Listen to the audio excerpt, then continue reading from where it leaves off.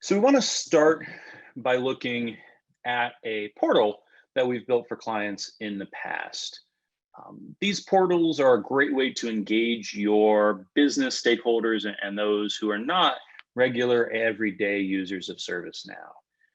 This is a key tenet of that walk phase where we're now trying to uh, involve other aspects of the business in our programs. So in this particular portal, just to give you a quick overview, we're able to keep track of any type of control assignments, any risks that have maybe been assigned to a business user, as well as any audits they may be participating in. They could come in and read any documented policies or standards, or request a policy exception against one of those. If the organization is also doing some vendor risk management activities, this can serve as a place to initiate that process, whether that's asking that a new vendor be onboarded, or that we do new business with an existing vendor. Ultimately, these portals can act as a one-stop shop for all things IRM or GRC, and vastly improve the user experience for your business stakeholders. One of the items we have here is the ability to participate in attestations and assessments. One of them we've built out here is a NIST cybersecurity specific diagnostic assessment. So this is really leveraging that cybersecurity assessment tool and really making sure that we're gathering the information from our business stakeholders that help us understand where risk may be present, where potentially we have compliance issues, and where we need to focus our efforts as we get into control documentation and ultimately control testing. These diagnostics leverage the core assessment and survey functionality in ServiceNow, and are incredibly powerful and dynamic. We can ask a series of questions here. We're asking, what is the impact and likelihood of these different things from a very low to very high scale? But we can do drop-down ratings. We could do free-form text. We can even do dependent question logic, whereby if they say that the impact is very high, I may want to ask a follow-on question to understand, what potentially would happen if this were to be realized. In addition to asking very meaningful and direct questions of our business stakeholders, we can build a scoring model to get you meaningful results. So, having these questions and their responses is part of the equation, but being able to have them submit this and be able to tell, we have potential risk issues as it relates to, asset inventory or some management ownership aspects, and being able to create issues for us to go and follow up, or minimally just creating notifications to let us know that we need to apply additional attention to that area. We work with clients to help build out these diagnostic assessments. These can be tailored to your regulatory applicability, making sure that we're covering off all those laws and regulations that ultimately you want to report compliance against. The other aspect of trying to determine, control compliance beyond a diagnostic approach would be through the use of control testing. And we're going to be looking at an audit engagement, which I've set up in advance of our discussion today. To quickly orient you to this record, along the top here, we have these chevrons, and these chevrons represent the high-level process that we'll be following for this control testing engagement. I've gone ahead and already completed the scoping exercise, but what we do here is we select which aspects of our business do we want to be assessing as part of this control testing engagement. Those could be various applications, business processes, functions, facilities, what have you. Once we've gone ahead and scoped the audit, we can validate that the scope is appropriate. And what happens is it's pulled in the 3 applications we want to focus our attention to and identified which risks, controls, and test plans are related to our in-scope assessment aspects.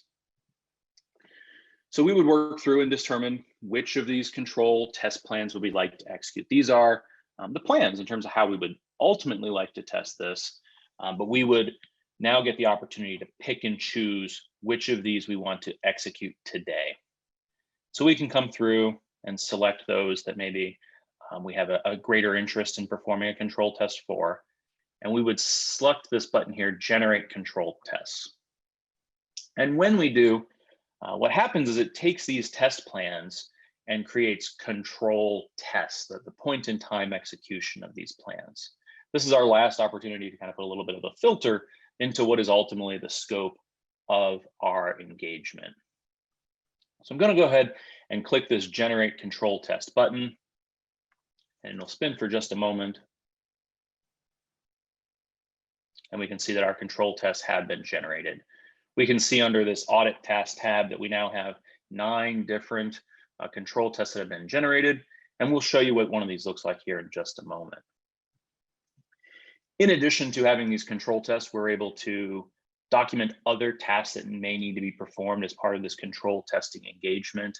We can create tasks to be tracked as it relates to process walkthroughs, different stakeholder interviews, and any other activities that you're regularly performing as part of these engagements. The ultimate goal is to give you a consistent and repeatable process to make sure that each of these control testing engagements is handled in a similar way. We're going to look at one of these control tests, and we can see again that there's a high-level process for this control test. The first step is we need to assign this control test to someone from our team. Gordon was the individual who was managing this engagement, so we will go ahead and assign him as the owner of this control test. As part of this control test, Gordon would be asked to perform a design test.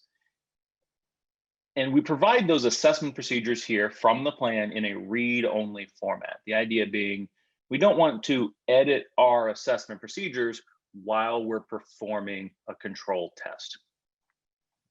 So the first step would be to perform that design assessment and determine, is it effective or ineffective? In addition to determining the effectiveness, we would ask that design results be documented and potentially even some evidence be attached to this record so that we're able to keep track of any documents or artifacts that were gathered. We can see that we've marked this as an effective design, and our overall control effectiveness in the top right here has updated appropriately. If we were to come and perform our operation test and found that this control is not operating as intended, the overall control effectiveness is updated to ineffective. We would run this through a process to review it, make sure that any of the evidence gathered was appropriate. But if we were to get through that process and close out this control test in an ineffective state, a few things would happen. And the first is ServiceNow would update that control compliance rating, which ultimately fed into the compliance dashboards we saw during the crawl stage. And it would also create an issue for us to go and manage this control test failure. And this allows us to make sure that we don't inadvertently forget to document an issue and make sure that we have a consistent process in terms of how we go about handling failed controlled tests. We can see now that it's been linked and that our control status here has been updated to a non-compliant stage. This issues management process now is our opportunity to go and respond, determine the impact, and really make sure that we are handling any issues as it relates to our attestation and certification of account control test failure. Just a brief overview here is we can respond to this through remediation efforts, assigning tasks to the organization to remedy the problem. We could pursue a policy exception, but ultimately we want to make sure that we are getting good metrics and reporting out of the system. So this issue is linked not only to our application for human resources and our failed non-compliant control, but it's linked to that control objective record, which will help us understand if we have thematic issues within the organization. Maybe we need to pursue an enterprise solution to a rather frequent recurring issue that we're seeing across multiple parts of our business.